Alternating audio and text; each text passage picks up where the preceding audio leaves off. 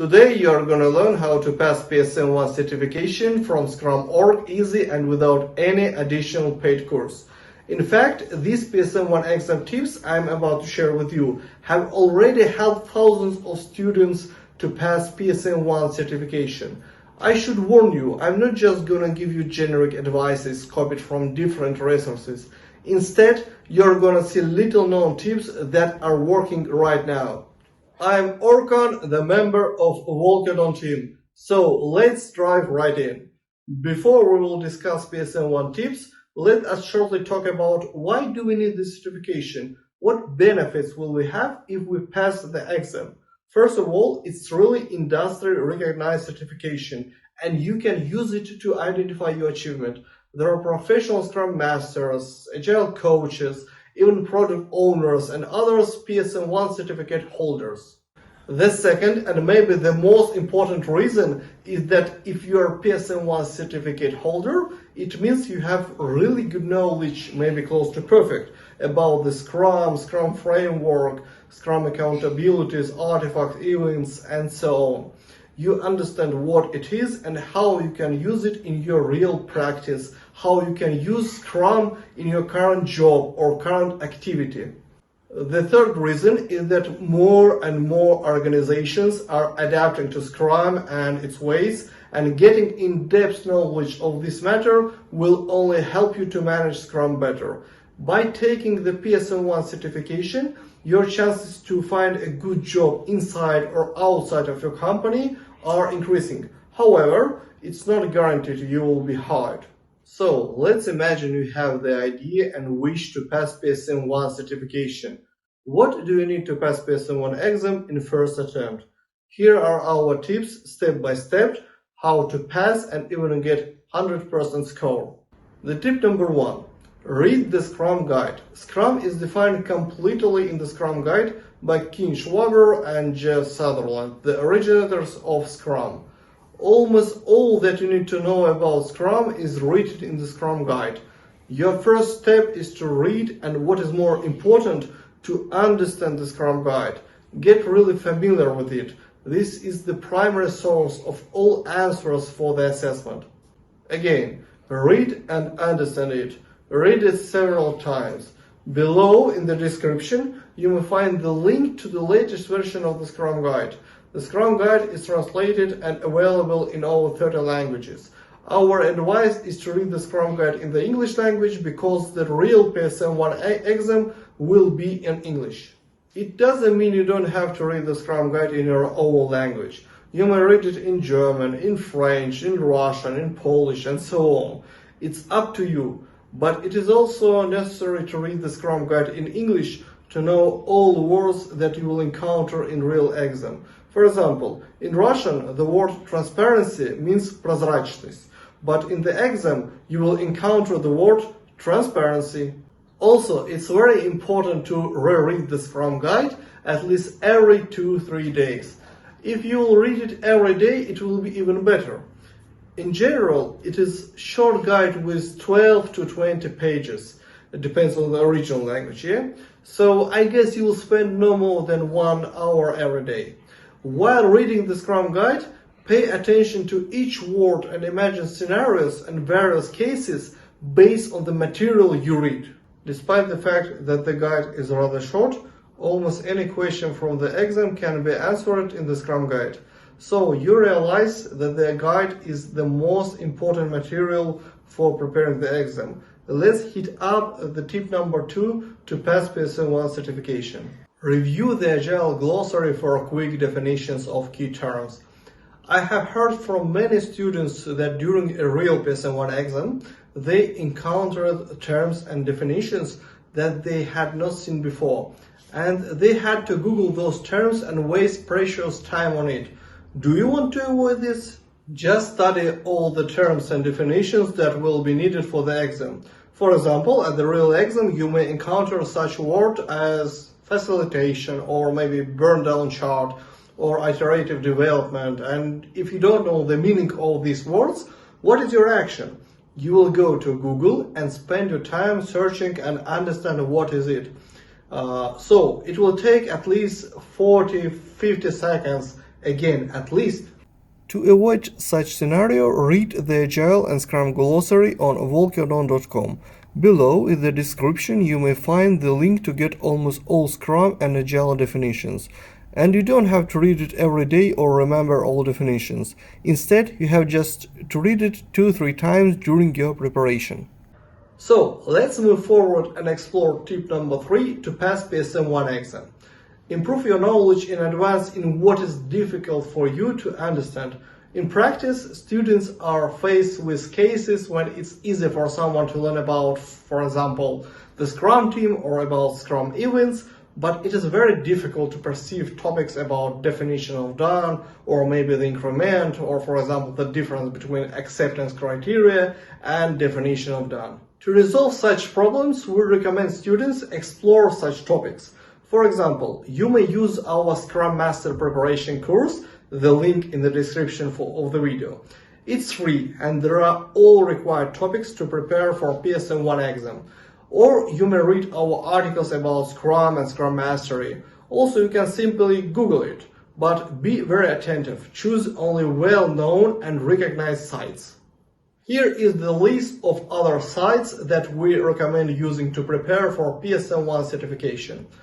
The first, of course, it is Scrum.org, the authors of PSM-1 exam. You can explore different and interesting articles there. Next site is scruminc.com.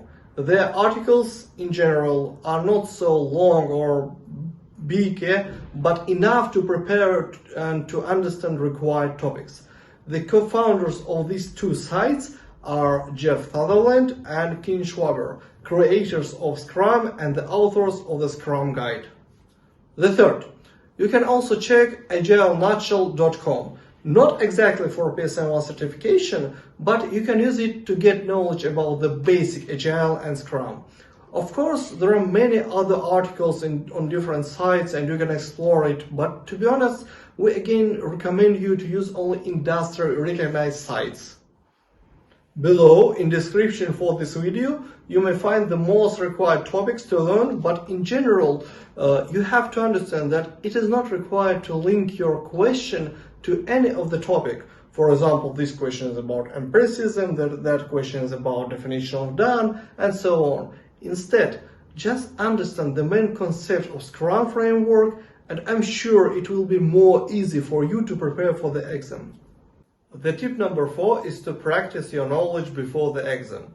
If you want to pass certification, then you will definitely have a desire to try to simulate the exam first in order to understand whether you have time to answer all the questions or not, whether you can answer similar questions or you will have difficulties. To remove all doubts, try to pass the exam simulator.